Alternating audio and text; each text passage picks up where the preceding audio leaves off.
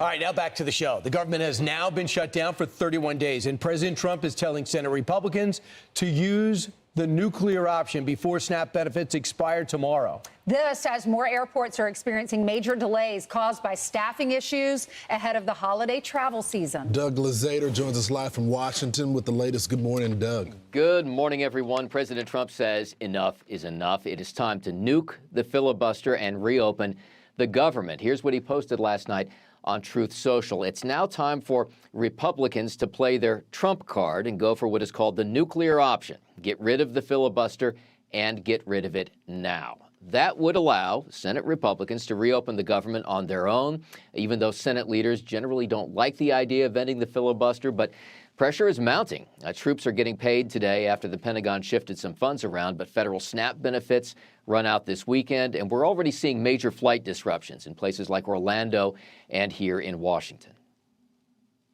Look, it could be a disaster. It really could be, because at that point you're talking about people have missed 3 paychecks. They've missed 4 paychecks. What happens when pilots start not showing up for work because they're so focused on paying the bills they can't fly the plane safely? That's going to lead to massive delays. We want people to be able to get home for Thanksgiving.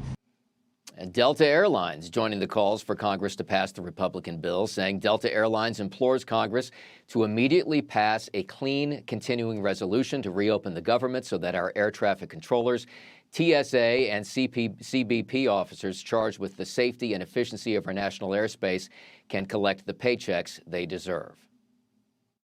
They're going to have to go take a second job, and you're going to have mass issues throughout the airspace. People will not be able to go from one place to the other because of the government shutdown, and I hope Democrats don't take it to that point.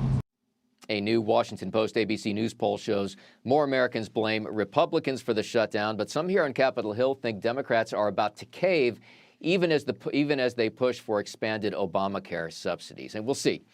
Here we are on day 31 of this shutdown. The record is 35 days, so this one could become the longest on record next week. Brian.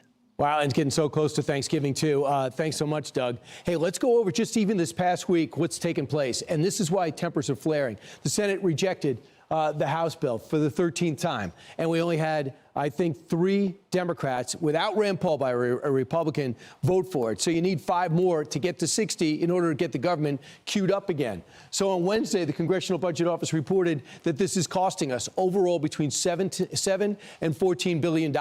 That's what the president sees when he gets back, and that's why he is so upset today. He's trying to rebuild the economy, put it on jet fuel, and now this happens. On Thursday, the remainder of the federal agencies will miss their first paycheck. I talked to a group of people the other day who work as staffers in Washington. They say it's tough every month just to pay for your rent. Can you imagine you have no money to pay for anything? Even a promissory note isn't really effective. It's affecting real people. You talk about the military. They stopped getting paid, but the president has found a donor for 1 week and other ways to pay him this week. So for now, the military is getting paid. On Saturday, this is really going to hurt in various states, especially. Some states have about 7% of people on SNAP programs, that aid program for food and basic staples. You have now SNAP payments not being issued. The WIC program will run out of funding this week, and open enrollments for ACA begins. And people are looking at it and saying, well, the Biden subsidies are gone. The pandemic is finished. The big, beautiful bill is queuing up. So this is your chance. These are your new bills for the upcoming year. Didn't the Democrats say the whole reason for their walkout was because of the Obamacare subsidies? Well, people are already seeing it.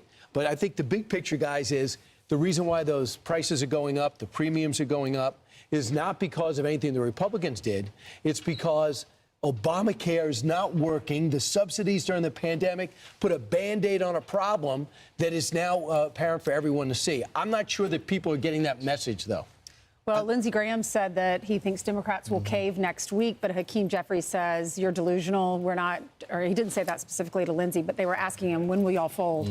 And he said that the Republicans are delusional for thinking that Democrats will fold. They call it a dirty deal, cold stone liars. But President Trump says this is all about the legendary Trump derangement syndrome. They just hate him, so they don't want to give him a win. Well, they're trying to hurt him in the process as well, but they're hurting the country right now. And when you talk to people, we all know federal workers that we know and care about. It's tough for them already.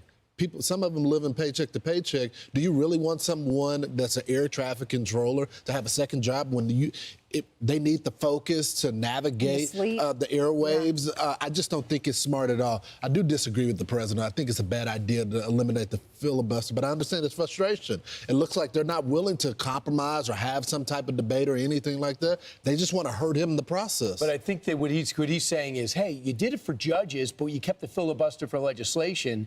Why don't we just do it for shutdowns? And that's where I think that Mitch McConnell's not going to go along with that. We know that for sure. Traditional Republicans don't. And also, I mean, they want hard to stop President Biden from blowing up the filibuster. We would have had 2 more states. We would have had a packed Supreme Court. Right. And Joe Manchin and Senator Sinema saved the day. So I understand the frustration, but I don't think that's necessarily a good move. I just think this. How about this?